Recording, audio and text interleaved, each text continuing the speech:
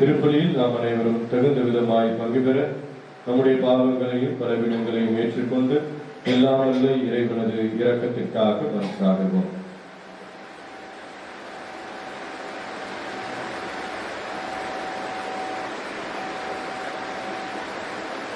எல்லாம் வல்ல இறைவனிடமும் சகோதர சகோதரிகளை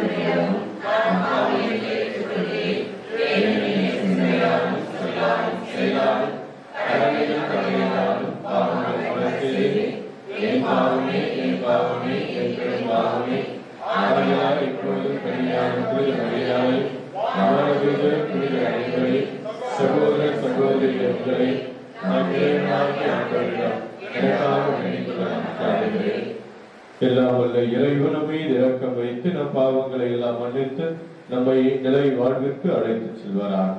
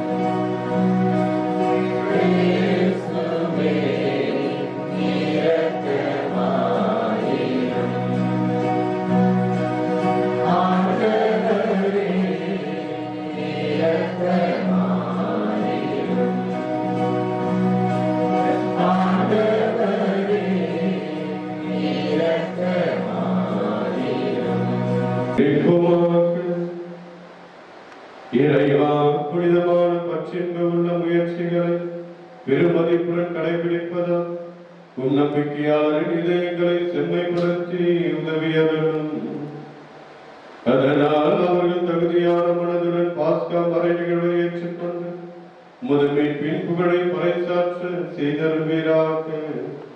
உம்மோடு தூய ஆவியாரின் ஒன்றிற்கு இறைவனாய் என்றென்றும் வாழ்ந்து ஆட்சி செய்கின்ற அவர் வழியாக உம்மை மன்றாடுகின்றோம்.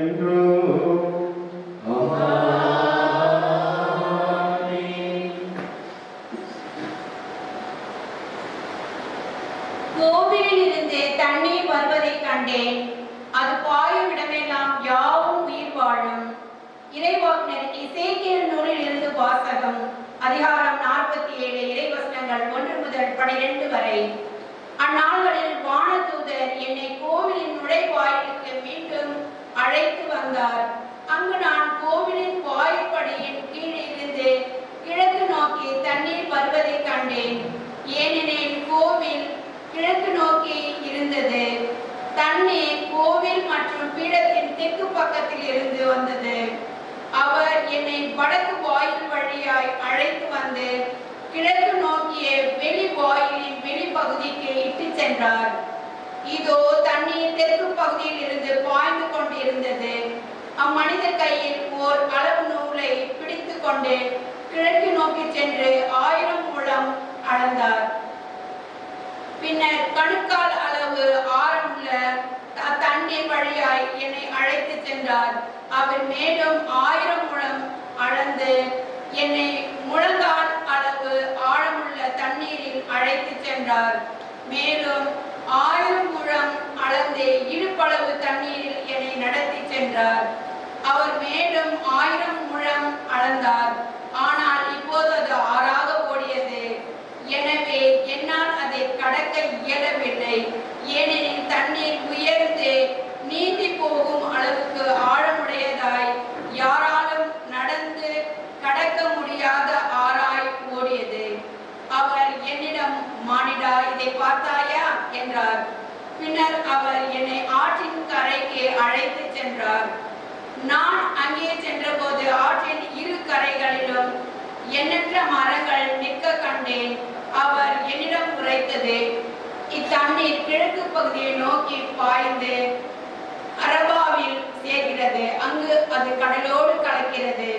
அது கடலோடு கலக்கையில் அத்தண்ணீர் அங்கு நல்ல தண்ணீராக மாறும். இந்த ஆறு பாயும் இடமெல்லாம் திரளான மீனங்கள் வாழும். அங்கு ஏராளமான மீன்கள் இருக்கும். ஏனெனில் இத்தண்ணீர் பாய்ந்து அங்குள்ள நீரை நல்ல நீராய் மாற்றும். எனவே அது பாயும் இடமெல்லாம் யாவும் உயிர் வாழும். பல வகையான பழமரங்கள் ஆற்றின் இரு மரங்களிலும் வளரும். அவற்றின் இலைகள் உதிரா, அவற்றில் கனிகள் குறையா. ஒவ்வொரு மாதமும் அவை கனி கொடுக்கும். ஏனெனில் தூயகத்திலிருந்து தண்ணீர் அவற்றிற்கு பாய்கின்றது. அவற்றின் கனிகள் உணவாகவும் இலைகள் மருந்தாகவும் பயன்படும். ஆண்டவர் வழங்கும் அருள்வாக்கு. திருப்பாடல் 46. உங்கள் அனைவரின் பதில். ஆண்டவர் நம்மோடு இருக்கின்றார், நமக்கு அரணாயும் இருக்கின்றார். கடவுள் நமக்கு அடைக்கலமும் ஆற்றலுமாய் உள்ளார். இடுக்கணுற்ற வேளைகளில் நமக்கு உற்ற துணையும் அவரே. அவையால் நில உலகம் நிலை குலைந்தாலும் மலைகள் ஆழ்கடலில் அதிர்ந்து நடுங்கினாலும் எங்களுக்கு அச்சம் என்பதே இல்லை. உங்கள் பதில். 6:1 அதன் கால்வாய்கள் உன்னதரான கடவுளின் திரு உறைவிடமான நகருக்கு பேரின்பம் அளிக்கின்றன. அந்நகரின் நடுவில் கடவுள் இருக்கின்றார். அது ஒருபோதும் நிலை குலையாது. வைகரைதோறும் கடவுள் அதனை அதற்கு உண்டு. பல்லவி. படைகளின் ஆண்டவர் நம்மோடு இருக்கின்றார். யாக்கோபின் கடவுளே நமக்கு அரண். வாரீர், ஆண்டவரின் செயல்களை காணீர். அவர் உலகில் ஆற்றியுள்ள திகைப்பூட்டும் நிகழ்ச்சிகளை பாரீர். உங்கள் பதில்.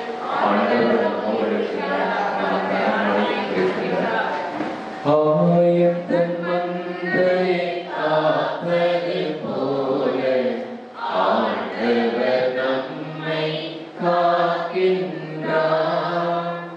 ஆயத்தன் மந்தையை காப்பது போல ஆண்டவர் நம்மை காக்கின்றார்.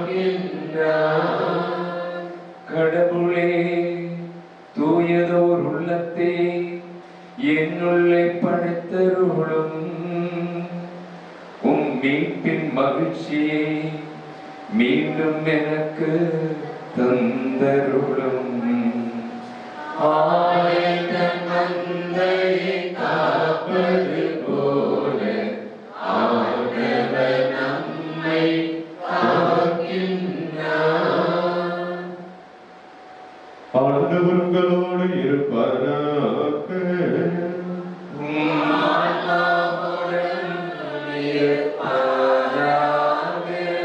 புனித யோவான் எழுதிய தூய நற்செய்தியிலிருந்து வாசகம்.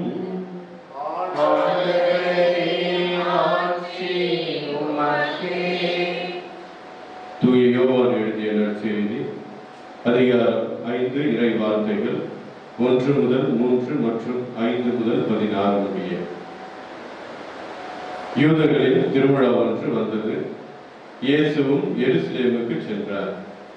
எருசலேமில் ஆட்டு வாயிலுக்கு அருகில் 5 மண்டபங்கள் கொண்ட குளம் ஒன்று உண்டு. எபிரேய மொழியில் பெத்சதா என்பது அதன் பெயர்.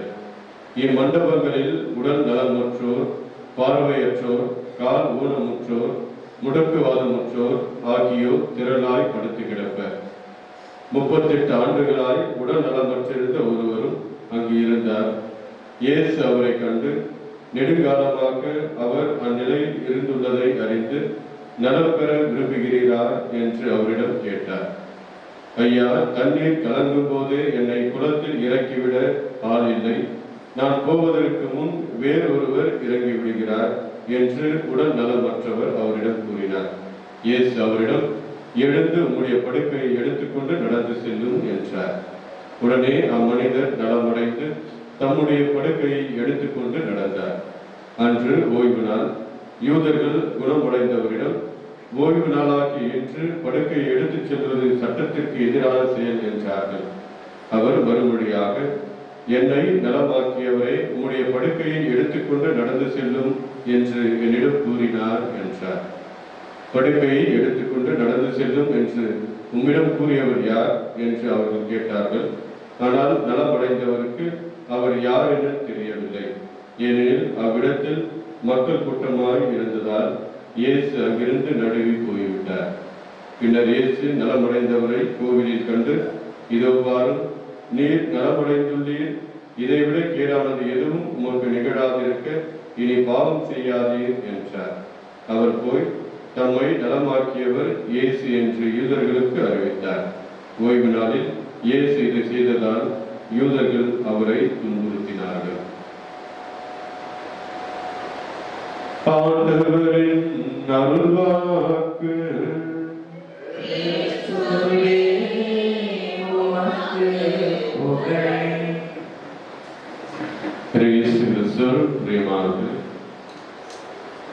தண்ணீருக்கு குணப்படுத்தும் ஆற்றல் உண்டு என்பதை இன்றைய இறை வார்த்தைகள் நமக்கு எடுத்துரைக்கின்றன. இன்றைய முதல் வாசகம் நாம் பார்க்கின்றோம்.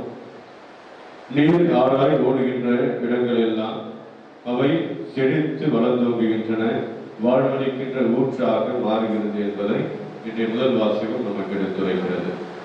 இன்றைய நற்செய்தி வாசகங்களும் அதே தண்ணீர் வழியாக 7 மக்கள் குணமடைவதையும் நாம் பார்க்கின்றோம். ஆனால் ஆண்டவர் இயேசு ஒரு தனி கரைசலையோடு 38 ஆண்டுகளாய் உடல் நலமற்ற இருந்த ஒருவருக்கு அவர் சுகம் கொடுக்கின்றார். தானாக முன்வந்து நீர் நலம் அடைகிறீரா என்று கேட்டு அவரை குணப்படுத்துவதை நாம் பார்க்கின்றோம். 38 ஆண்டுகளாய் இருக்கிறவர் கண்டிப்பாக நலமடைய வேண்டும் என்கின்ற எண்ணம் கண்டிப்பாக இருந்திருக்கும்.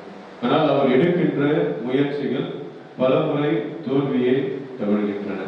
அவர் போவதற்கு முன்பாக வேறொருவர் சென்று நலமடைந்து சென்று விடுகிறார்.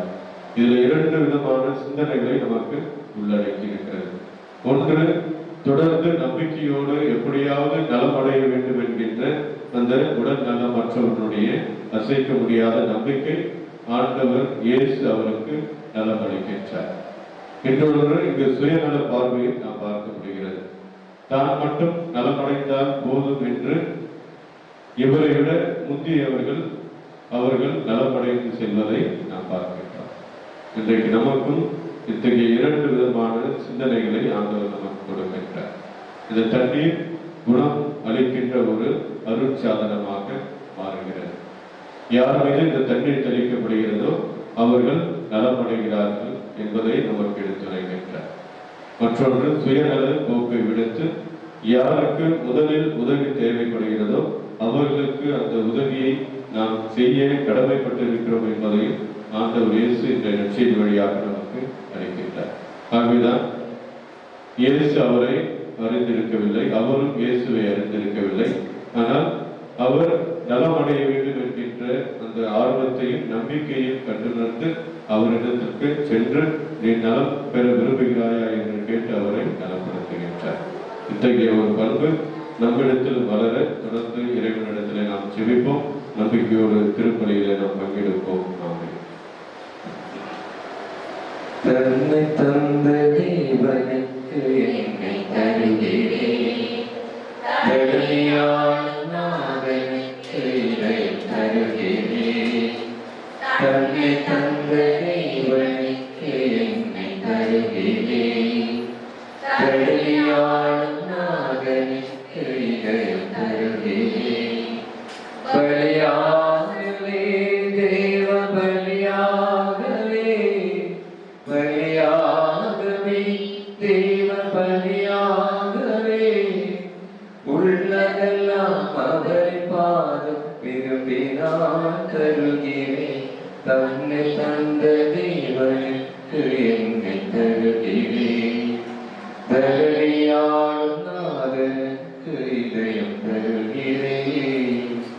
கல்வாரி காட்சியில் கலங்கும் உள்ள உள்ளமே அந்த கருணையுள்ள தேவனின் வாழ்வில் இணைகிறேன். அவரின் அன்பு கீழாக என்னை தருகிறேன். அவரின் உறவில் என்னாலும் மகிழ்ந்து வாழ்கிறேன். தருகிறேன், மகிழ்கிறேன், அவரின் அன்பில் மகிழ்கிறேன். தன்னை தந்த தேவனுக்கு என்னை தருகிறேன். தரணியானும் நாதனுக்கு இதயம் தருகிறேன். அன்புமிக்க சகோதர சகோதரிகளே, நாம் அனைவரும் இணைந்து ஒப்பு கொடுக்கின்ற பலி எல்லாம் வல்ல தந்தையாகிய இறைவனுக்கு ஏற்றதாகும்படி நாம் ஜெபிப்போம்.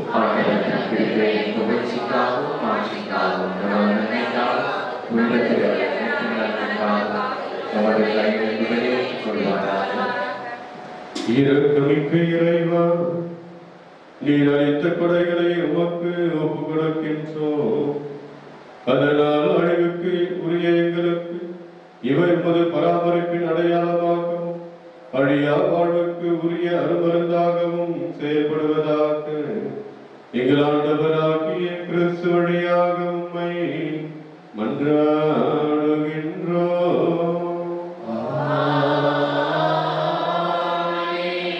ஆண்டவர் உங்களோடு இருப்பாராக.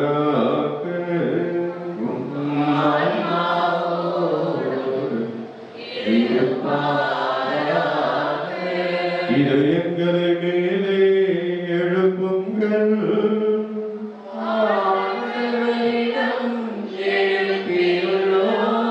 நம் இறைவனாகிய ஆண்டவருக்கு நன்றி கூறுவோம்.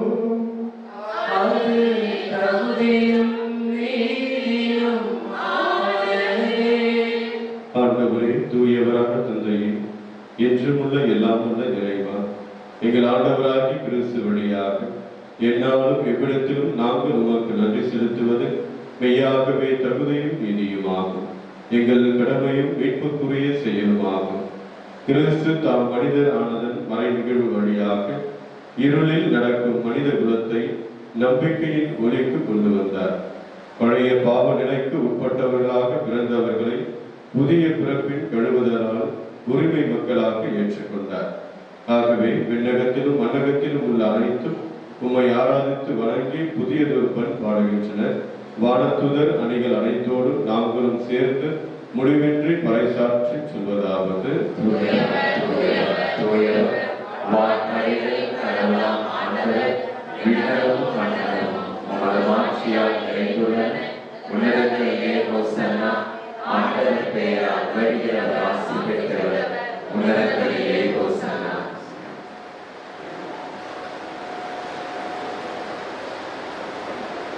ஆண்டவரே, நேர்மையாகவே தூயவர், தூய்மை அனைத்திற்கும் ஊற்று.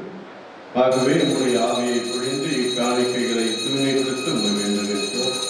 இவ்வாறு எங்கள் ஆண்டவர் இயேசு கிறிஸ்து திருவுடலும் திரு ரத்தமுமாக்கி எங்களுக்கு இவை மாறுவனவாக. அவர் பாடுபட உடல் கணிந்து தம்மை கையளித்த போது அப்பத்தை எடுத்து நன்றி செலுத்தி அதை விட்டு தம் சீடர்களுக்கு அளித்து அவர் கூறியதாவது: அனைவரும் இதிலிருந்து பெற்று உண்ணுங்கள், ஏனெனில் இது உங்களுக்காக கையளிக்கப்படும் என் உடல்.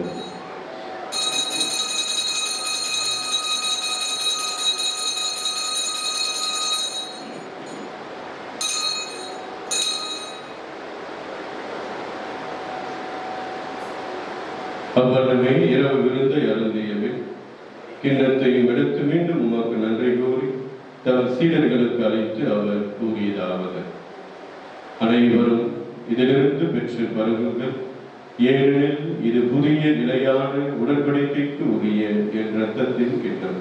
இது பாவ மன்னிப்பு பெற்றும் உங்களுக்காகவும் பலருக்காகவும் சிந்தப்படும். இதை என் நினைவாக செய்யுங்கள்.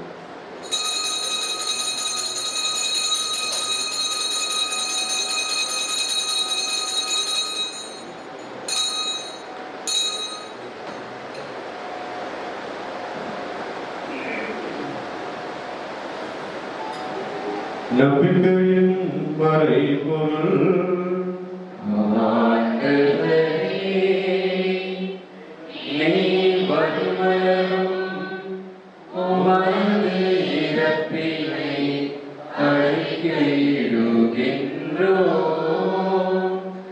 உமது உயிர்ப்பினையும் எடுத்துரைக்கின்றோம். ஆகவே ஆண்டவரை நாங்கள் கிறிஸ்துவின் இறப்பினையும் உயிர்ப்பினையும் நினைவு கூர்ந்து வாழ்வதலும் அப்பத்தையும் மீட்பளிக்கும் கிண்ணத்தையும் உமக்கு ஒப்புக் கொடுக்கிறோம். உம் திருமுன் நின்று உமக்கு ஊழியம் புரிய தகுந்தவர்களை எங்களை ஏற்றுக்கொண்டீர். எனவே நாங்கள் உமக்கு நன்றி செலுத்துகின்றோம்.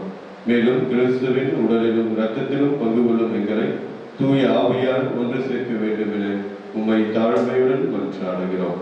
ஆண்டவரே, உலகமெங்கும் பரவியிருக்கும் உமது திரு அவையை நினைவு கூர்ந்தருளும். எங்கள் திருத்தந்தை பிரான்சிஸ், எங்கள் பேராயர் ஜார்ஜ், எல்லா திரு நிலையினர் ஆகிய அனைவரோடும் உமது திரு அவை அன்பில் நிறைவு பெறச் செய்தருளும்.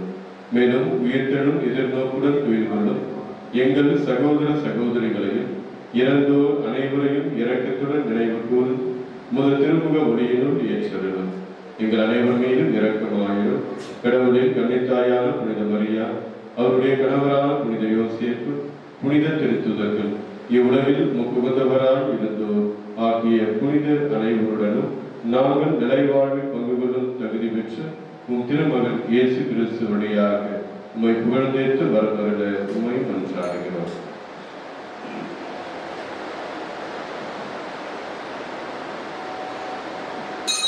இவர் வழியாக இவரோடு இவரில் எல்லாம் வல்ல இறைவனாகிய தந்தையே, தூய ஆவியாரின் ஒன்றிப்பில் எல்லா புகழும் மாற்றும் என்றென்றும் உமக்கு உரியதே.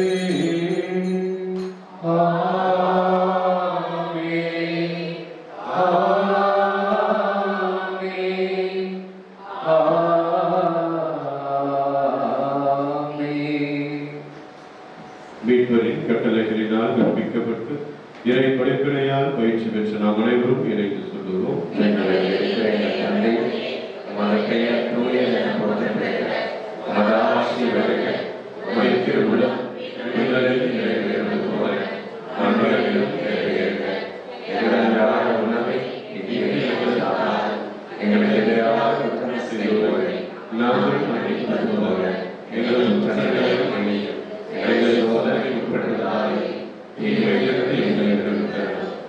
ஆண்டவரே, தீமை அனைத்திலிருந்தும் எங்களை விடுவித்து எங்கள் வாழ்நாளில் அமைதியை கனிவுடன் அருள மன்றாடுகிறோம்.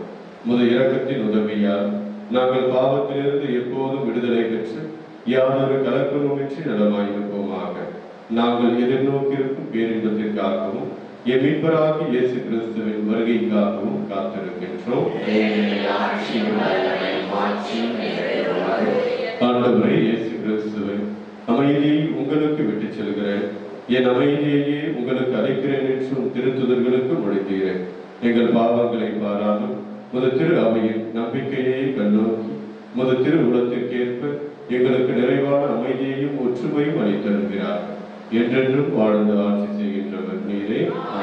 ஆண்டவருடைய அமைதி உங்கள் அனைவரோடும் இருப்பதாக. ஒருவருக்கொருவர் கிறிஸ்து அளிக்கின்ற அமைதியை பகிர்ந்து கொள்கிறோம். உலகின் பாவங்களை போக்கும் செம்மறி, எங்கள் மீது இரக்கமாயிரும். உலகின் பாவங்களை போக்கும் செம்மறி, எங்கள் மீது இரக்கமாயிரும். உலகின் பாவங்களை போக்கும் செம்மறி, எங்களுக்கு அமைதி அளித்தருளும்.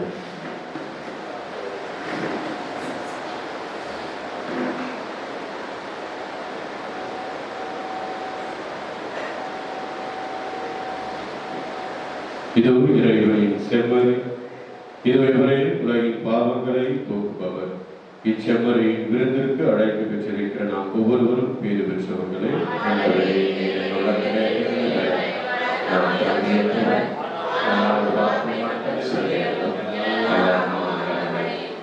கிறிஸ்துவின் திருவுடலும் திருரத்தமும் நம்மை காத்து நம்மை நிலை வாழ்விற்கு அழைத்துச் செல்வதாக.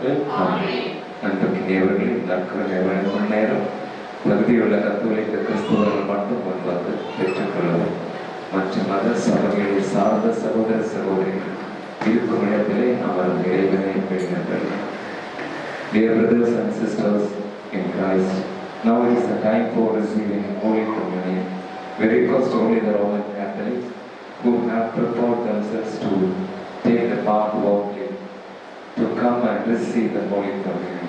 The others can remain in your place and worship the Lord in silence. Thank you.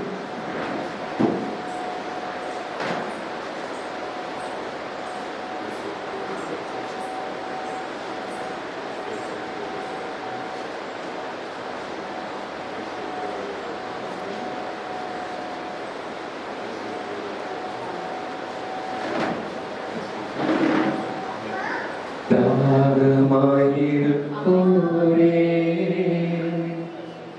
என்னிடம் வாருங்கள். தயவினில் நான் கொடுக்கும் ஊற்றினில் பருகுங்கள். தாகமாயிருப்போரே, என்னிடம் வாருங்கள். தயவினில் நான் கொடுக்கும் ஊற்றினில் பருகுங்கள்.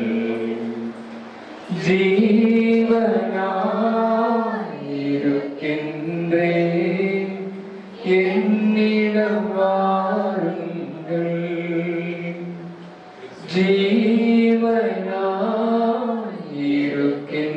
ஜீவனாயிருக்கின்றேன், என்னிடம் வாருங்கள்.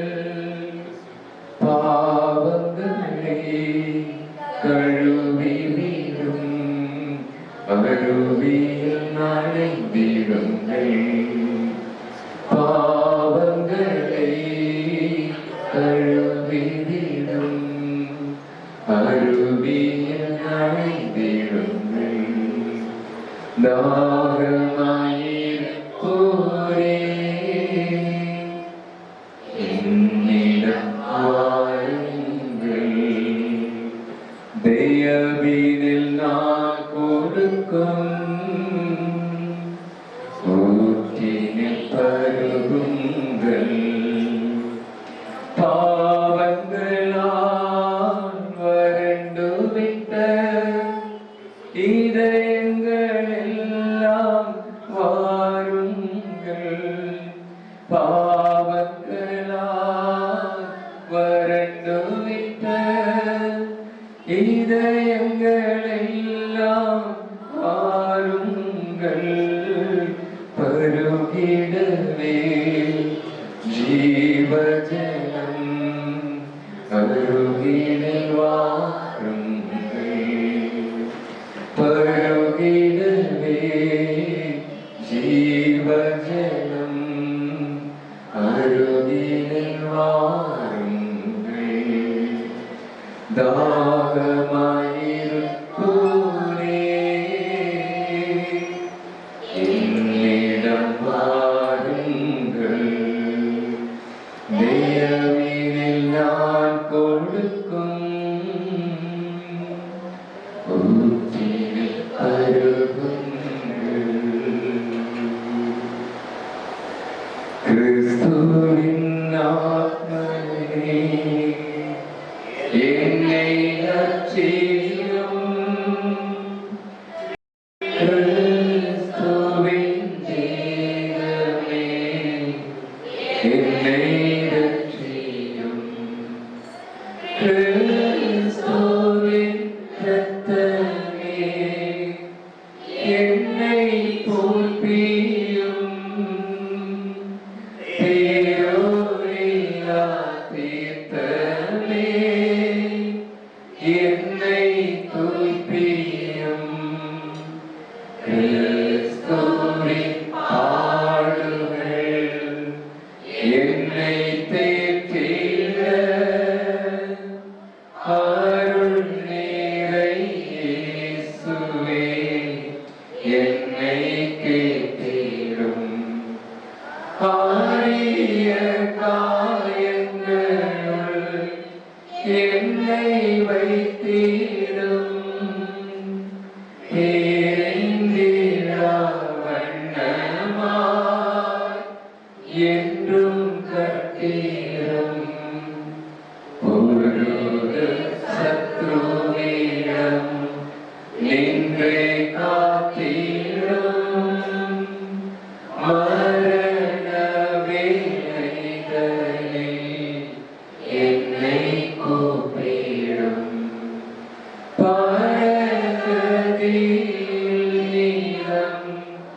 உம்மை வாழ்த்தவே வருக என்போடு என்னை எழவேண்டும். ஆமென். ஜெபிப்போமாக. இறைவா, எங்கள் மனங்களை கனிவுடன் தூய்மைப்படுத்தி அருள உம்மை வேண்டுகின்றோம். விண்ணக அருள் அடையாளங்களால் எங்களை புதுப்பிப்பதன் வழியாக தொடர்ந்து இப்பொழுது வருங்காலத்திலும் எங்கள் உடலுக்கு தேவையான உதவியை பெற்றுக் கொள்வோமாக. எங்கள் ஆண்டவராகிய கிறிஸ்து வழியாக உம்மை மன்றாடுகின்றோம்.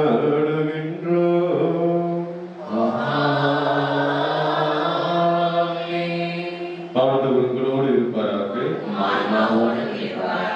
எல்லாம் வல்ல இறைவன் தந்தை, மகன், தூய ஆவியார் உங்கள் ஒவ்வொருவரையும் நிறைவாய் ஆசீர்வதிப்பாராக. சென்று வருவோம். திருப்பலி நிறைவேறிற்று. தோமையாரை நோக்கி நாம் செபிப்போம். இந்தியாவின் அப்போஸ்தலரை, புனித தோமையாரை, இந்திய நாட்டில் நற்செய்தியை அறிவித்து கிறிஸ்துவுக்காக ரத்தம் சிந்தி என் ஆண்டவரே, என் தேவனே என்று விசுவாசத்தை அறிக்கையிட்டவரை நாங்கள் கிறிஸ்துவின் மேல் ஆழ்ந்த பற்றி கொள்ளவும் அவரை ஆவலோடு பின்பற்றி அவரது சாட்சிகளாக வாழவும் சக்தியை பெற்றுத்தார். இங்கு கூடியிருப்போர் அனைவரின் தேவைகள் நிறைவேற மன்றாட எங்கள் பாதுகாவலரான புனித தோமையாரை எங்களுக்காக வேண்டிக் கொள்ளும். ஆமென்.